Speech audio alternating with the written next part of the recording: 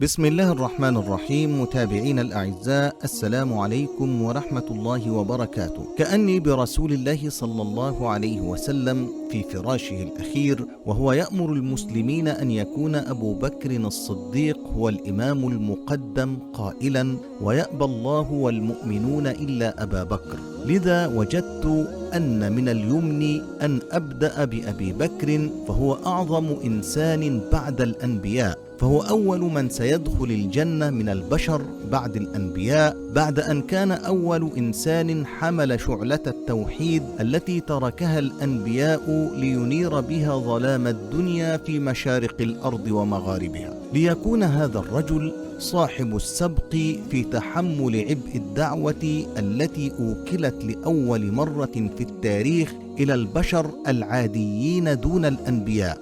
وأبو بكر الصديق هو صاحب رسول الله صلى الله عليه وسلم قبل الإسلام وبعده، والإنسان الوحيد الذي اختاره الله من فوق 7 سماوات ليصحب رسوله في الهجرة. وأبو بكر الصديق هو أول رجل في التاريخ يؤمن برسالة محمد صلى الله عليه وسلم، وهو أعظم 10 رجال وطأت أقدامهم الأرض بعد الأنبياء. وأبو بكر هو الرجل الذي حمل عبء الدعوة على عاتقه منذ أول يوم أسلم فيه، ليسلم على يديه 5 من 10 المبشرين بالجنة. وأبو بكر هو أبو السيدة عائشة رضي الله عنها وأرضاها. وأبو بكر هو أول خليفة لرسول الله صلى الله عليه وسلم. والحقيقة أن عظمة أبي بكر رضي الله عنه وأرضاه وإن كانت قد برزت بعد إسلامه بشكل لافت، إلا أنها لم تكن وليدة اللحظة، فقد كان أبو بكر من خيرة رجال مكة قبل الإسلام، فهو أحد 10 الذين قسمت بينهم أمور مكة في جاهليتها، وقد عهد إليه أمر الديات والكفالات في قريش، فكان لزاما على كل من أراد أن يستدين شيئا في مكة أن يطلب كفالة أبي بكر الصديق أولا. ولأن فضل أبي بكر الصديق لا يخفى على أحد من المسلمين، ولأن ذكر جميع مظاهر عظمة هذا الرجل يعتبر من رابع المستحيلات، فقد ارتأيت من باب الإيجاز أن أذكر فضلين 2 فقط للصديق، لو لم يقدم أبو بكر سواهما للإسلام لكفياه، لكي يتربع على قمة صرح العظماء إلى يوم يبعثون. ولن أسترسل كثيرا في ذكر الجانب الديني لهذا العملاق، فقد ذكر في ذلك الكثير، ولكني سأحاول أن أذكر سبب عظمة هذا العملاق الإسلامي من جانب إنساني بحت، هو أقرب إلى الحياد التاريخي منه إلى التحيز، وإن كنت لا أزعم أبدا الحياد التام وأنا أكتب عن صاحب رسول الله صلى الله عليه وسلم. الفضل الأول لأبي بكر الصديق علي وعليك وعلى سائر المسلمين، بل وعلى سائر البشر، هو وقوفه حائلا منيعا أمام انحدار العنصر البشري إلى ظلمات الجهل والتخلف بعد انقطاع الوحي السماوي وانتهاء زمن الأنبياء والرسل إلى الأبد. فلقد بعث الله الأنبياء بدعوة التوحيد عبر جميع العصور، فآمن بهم من آمن وكفر بهم من كفر، ولكن أغلب أولئك المؤمنين وذريتهم انحرفوا عن جادة الصواب بعد موت أنبيائهم، فحرفوا رسالة الله عن قصد أو غير قصد بعد أن ضاعت الكتابات الأصلية لهذه الرسالات. فأشرك معظم العرب بعد موت إبراهيم بالله الواحد، واتخذوا لأنفسهم أصناما ظنا بهم أنها تقربهم إلى الله، بل إن بني إسرائيل عبدوا العجل لمجرد غياب موسى عنهم لمدة 40 يوما فقط.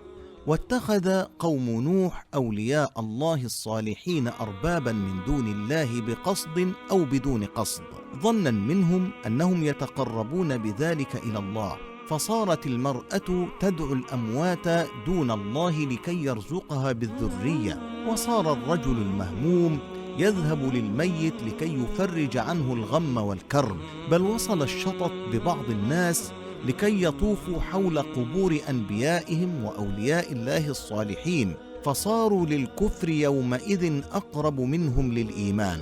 ولما كانت رسالة محمد صلى الله عليه وسلم هي آخر رسالة تبعث للبشر، أصبح ضياع هذه الرسالة أو تحريفها ضياعا للمستقبل البشري وأسباب كينونته. والحقيقة أن ذلك كاد أن يحدث فعلا لولا أن سخر الله لبني الإنسان رجلا اسمه عبد الله بن عثمان بن أبي قحافة ابن عامر التيمي القرشي، وهو نفسه الرجل الذي عرف في التاريخ باسم أبي بكر الصديق لتبكيره في الدخول في الإسلام وتصديقه لحادثة الإسراء والمعراج من أول لحظة. فوقف هذا العملاق العظيم بعد موت حبيب روحه ورفيق دربه ليبين للمسلمين أعظم قاعدة عرفتها البشرية بعد الأنبياء، قاعدة تكتب والله بحروف من ذهب: من كان يعبد محمدا فإن محمدا قد مات، ومن كان يعبد الله فإن الله حي لا يموت.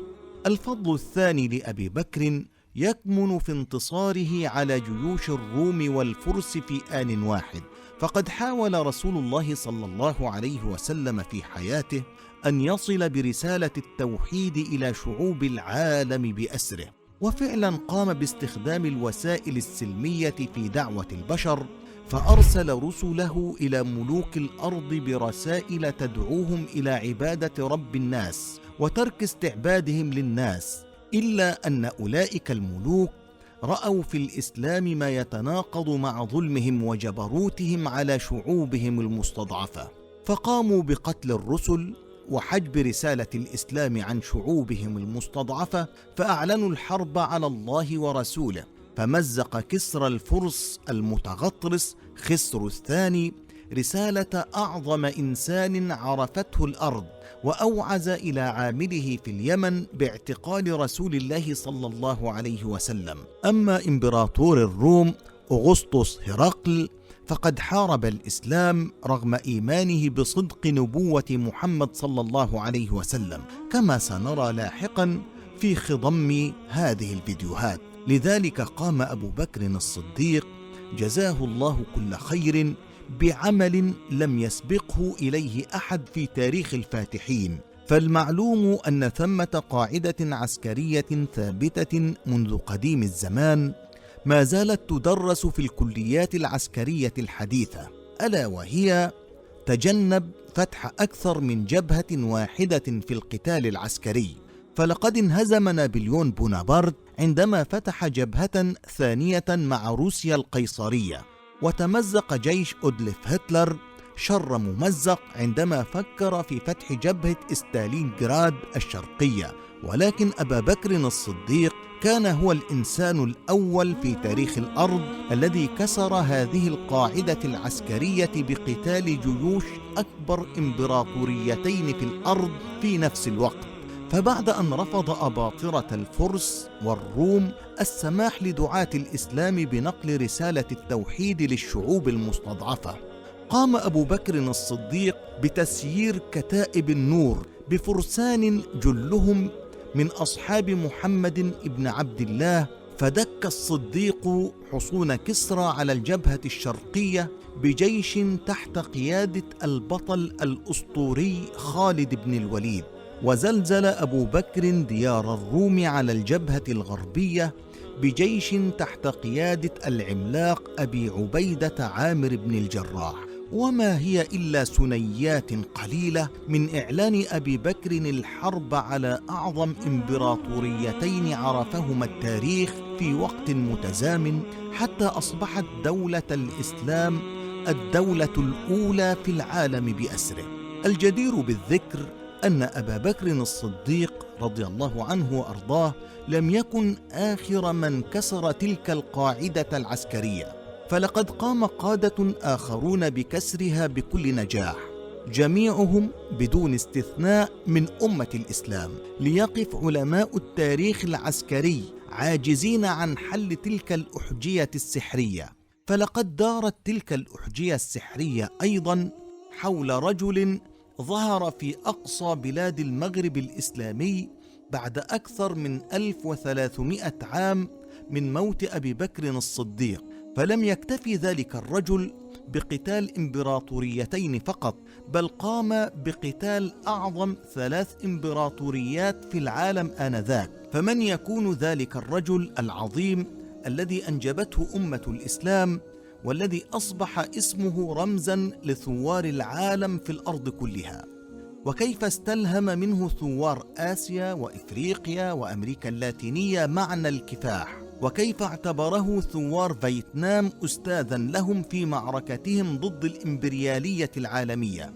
وما حكاية معركة أنوال الأسطورية التي كانت وبلا شك يوماً من أيام الله الخالدة؟ وما هو لغز تلك البرقية السحرية المشفرة التي وصلت إلى الأمين العام لجامعة الدول العربية عام 1947 من ميناء صنعاء اليمني؟